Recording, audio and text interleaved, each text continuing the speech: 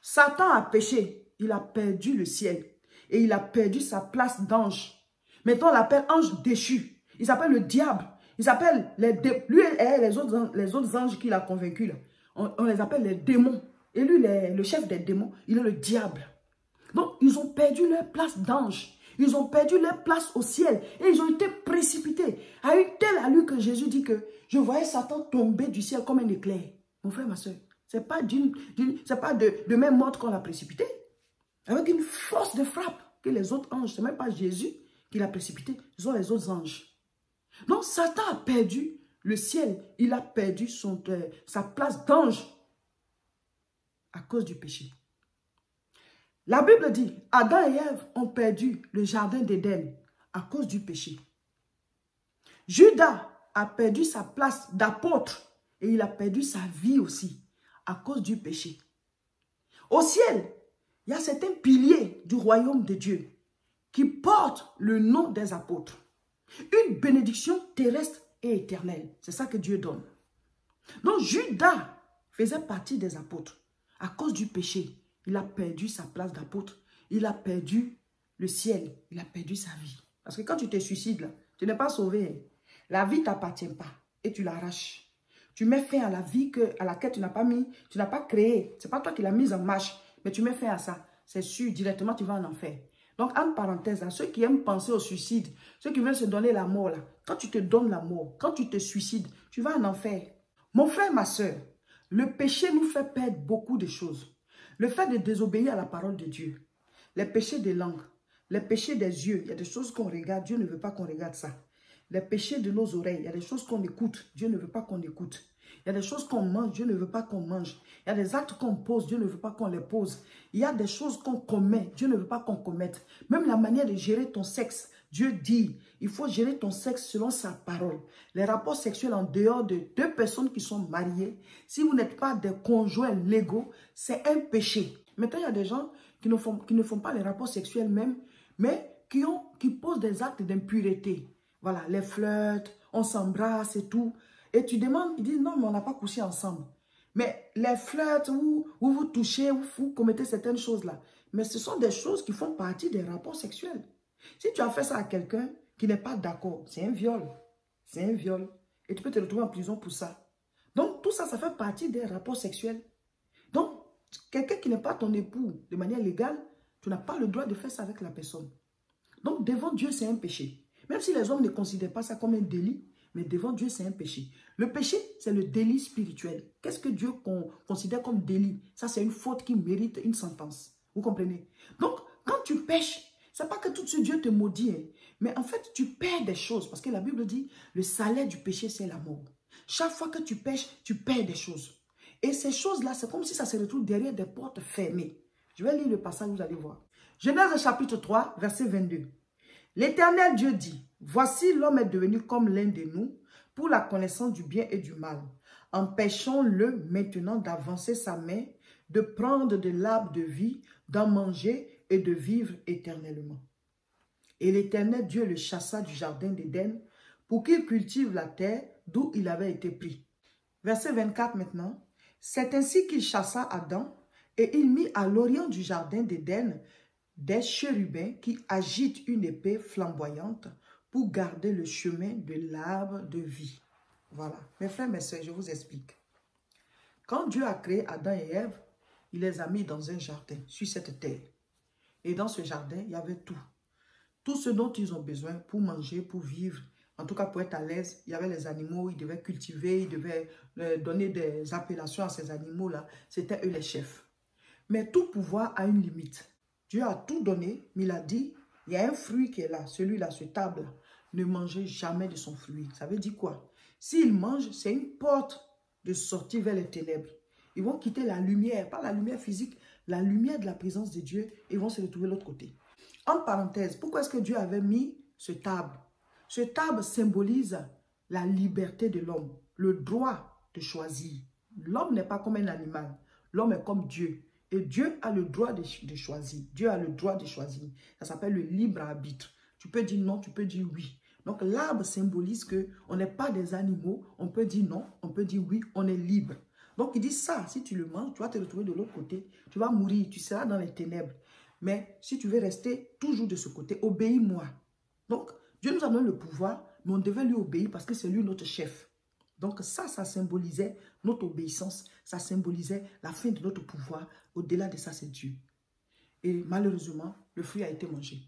Quand le fruit a été mangé, la Bible dit l'homme va mourir. Mourir, ce n'est pas forcément que tu tombes raide mort. Mais il y a des choses que tu perds. Son âme, son homme intérieur. C'est-à-dire la personne à l'intérieur du corps est morte. Mais le corps était toujours vivant. La personne vivait, mais sa relation avec Dieu était coupée. Donc il est tombé dans les ténèbres. Donc il n'avait plus droit à la gloire. Il n'avait plus droit à son jardin. Le jardin, c'est la meilleure vie que Dieu a prévue pour toi. La destinée qu'il a prévue pour toi. La gloire qu'il a prévue pour toi. C'est ça ton jardin. Donc quand tu es en contact avec lui, ben, il te guide vers ça. Mais quand tu commences à vivre dans le péché, Dieu étant saint, tu sors de la présence de Dieu, tu te retrouves dans les ténèbres. Donc tu ne trouves plus ton chemin. Tu ne trouves plus tes objets de gloire. Tu ne trouves plus tes circonstances de gloire. Ça se trouve derrière des portes fermées. Le passage que nous avons lu dit quoi? Après qu'Adam et Ève aient péché, Dieu a dit, il n'est pas bon qu'Adam reste là. Parce qu'il va prendre l'arbre de la vie, il va vivre éternellement. Alors qu'il est devenu méchant, il est devenu mauvais. Imaginez que les mauvaises personnes vivent éternellement. Donc, l'arbre de vie, en fait, c'était ça son héritage. La Bible dit maintenant qu'à celui qui vaincra, je donnerai à manger l'arbre de vie, le fruit de l'arbre de vie. Donc, la mort était la finalité maintenant de chacun de nous. Donc, Dieu, il fait sortir Adam et Ève du jardin et il met devant des chérubins qui remuent des épées flamboyantes. Donc, sa bénédiction, le Éden de Adam et Ève, leur Éden, s'est retrouvé derrière des portes fermées. Ça s'est retrouvé derrière des portes fermées, avec des chérubins qui remuent une épée comme ça, pour dire, vous ne pouvez même pas passer par ici. Le péché met ta bénédiction derrière des portes fermées. Le péché te fait sortir de ton jardin d'Éden. Quand tu as accepté Jésus-Christ, la Bible dit, toutes choses sont devenues nouvelles. Tu deviens une nouvelle personne, donc tout est renouvelé. Maintenant, marche dans les voies du Seigneur. Mais souvent, on retourne aller vivre encore dans les péchés. On retourne encore. Il peut arriver que tu tombes en tant qu'enfant de Dieu dans la croissance. Mais il y a des gens qui vivent même dans le péché. Ils prennent plaisir même à tomber. Quel adulte qui fait que tomber? Il y a une anomalie, tu es malade. Vous comprenez? Donc, spirituellement parlant, si tu ne fais que tomber, soit tu n'es même pas du tout enfant de Dieu, ou alors tu es un bébé spirituellement. Ce sont les bébés qui tombent. Chaque fois, je suis tombé dans tes péchés. Mais aujourd'hui, tu es tombé. Tu ne vas pas encore tomber demain. Hier, tu es tombé. Tu ne vas pas encore tomber aujourd'hui. Mais fais à ces chutes indéfinies là. Et il y a des gens, leur spécialité, c'est leur verset préféré là, c'est ça. 7 fois le juste tombe, 7 fois il se relève. Mais pourquoi est-ce que tu vas tomber? Restons debout. Parce que le temps où tu vas te lever, tu perds des choses. Hein. Le temps où tu es parti là-bas, tu perds des choses. Tu prends des coups. Tu es en état. On n'a pas l'éternité à faire sur la terre. Il y a des choses à accomplir. Donc, des bénédictions ont été perdues par le fait qu'on s'égare, on s'en va vivre mal, on revient encore au Seigneur. Donc, sur le chemin, on a perdu le temps. Nos bénédictions sont retrouvées derrière des portes fermées, comme les bénédictions d'Adam et Ève. Dieu les a chassés de leur jardin et il a mis des chérubins qui remuent comme ça des épées flamboyantes pour ne même pas qu'Adam et Ève retournent. Donc, il y a des bénédictions qui ont été cachées par le péché. C'est pour ça qu'on doit se repentir aujourd'hui et on doit prier pour ça. Pour dire, Seigneur, je te demande pardon. S'il y a des grâces que j'ai perdues, s'il y a des niveaux de gloire auxquels, voilà, j'ai été privé, desquels j'ai été privé, des niveaux de gloire qui m'ont été arrachés, ôtés, à cause d'une certaine manière de vivre, à cause d'une certaine manière de me comporter, de parler, le désordre dans lequel je suis. Seigneur, je demande pardon. Que tout anneau qui a été attaché par un péché ou par une vie de péché, que ces anneaux soient détachés. Que ces anneaux soient détachés. Que la porte qui s'est retrouvée là, fermée devant mes bénédictions, que cette porte soit ouverte. Que les portes élèvent les linteaux. Que les jougs soient brisés et que ces portes-là s'ouvrent. Que les jougs soient brisés et que ces portes-là s'ouvrent. Dieu nous a tout donné. Dieu a tout préparé pour chacun de nous en nous envoyant sur terre. Mais souvent, à cause de notre manière de vivre, nous perdons certaines grâces, nous perdons certaines choses qui se retrouvent après derrière des portes fermées. Et maintenant, on souffre, on est perdu, on ne retrouve pas notre chemin. Et souvent, on meurt, voilà, on vieillit même comme ça et on meurt sans avoir vraiment brillé, sans avoir vraiment, voilà, reçu la bénédiction, la destinée pour laquelle Dieu nous a envoyés sur terre. Donc aujourd'hui, mardi 7 septembre 2021, notre sujet de prière, c'est quoi? Je me répands de tout péché qui a attaché ou caché un de mes objets de gloire ou une de mes circonstances de gloire. Amen. Donc le sujet, je reprends. Je me répands de tout péché qui a attaché ou caché un de mes objets ou circonstances de gloire. Je me répands de tout péché qui a attaché ou caché un de mes objets ou circonstances de gloire. Le Éden de Adam et Ève s'est retrouvé derrière le chérubin. La porte a été fermée et le chérubin remue l'épée. Il remue l'épée parce que ils sont devenus maintenant, le niveau, la nature qu'ils ont maintenant ne mérite pas la gloire. La Bible dit, l'honneur ne sied pas à l'insensé. Ça veut dire que quand tu as une vie d'insensé, tu ne mérites pas l'honneur, tu ne mérites pas la gloire. Nous avons peut-être mené des vies à un certain moment. On s'est repenti, on est venu à Jésus. Tu as tout retrouvé parce que la Bible dit quand on se donne au Seigneur, on est une nouvelle création. Donc ne t'inquiète pas. Dès l'instant où tu te donnes à Jésus, là, tu es une nouvelle personne avec de nouvelles grâces, de nouvelles opportunités, de nouvelles portes. Mais pendant que tu es dans le Seigneur, ne retourne pas encore te vautrer dans la boue. Il n'y a rien dans le monde. C'est là-bas qu'on est quitté, puis on a fui pour venir en Jésus ici. Tu vas encore quitter en Jésus et retourner là-bas. Tu n'es pas fatigué? Donc nos bénédictions qui ont été maintenues à cause du péché, là maintenant, on est dans le Seigneur. On doit les récupérer. On doit entrer en possession de nouvelles bénédictions. Donc, il faut avancer. Ce n'est pas la peine de régresser en retournant encore dans la vie de péché. Donc, aujourd'hui, on se répand de tout péché qui a caché quelque chose. On avait déjà fait une journée de repentance.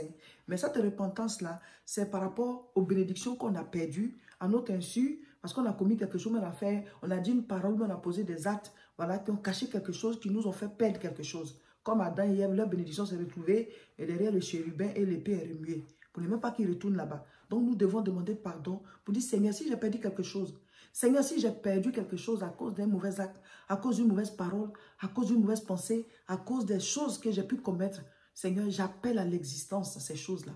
Par ton sang, parce que maintenant je t'ai accepté, ton sang m'a purifié, je me répands de ces choses et je rappelle à l'existence ce qui est à moi. Je rappelle à l'existence mes objets de gloire. Je rappelle à l'existence les circonstances qui vont m'élever. Je rappelle à l'existence, oui, oh, les choses que le Seigneur a prévues dans le secret pour me faire découvrir au monde entier, pour me faire avoir de l'impact.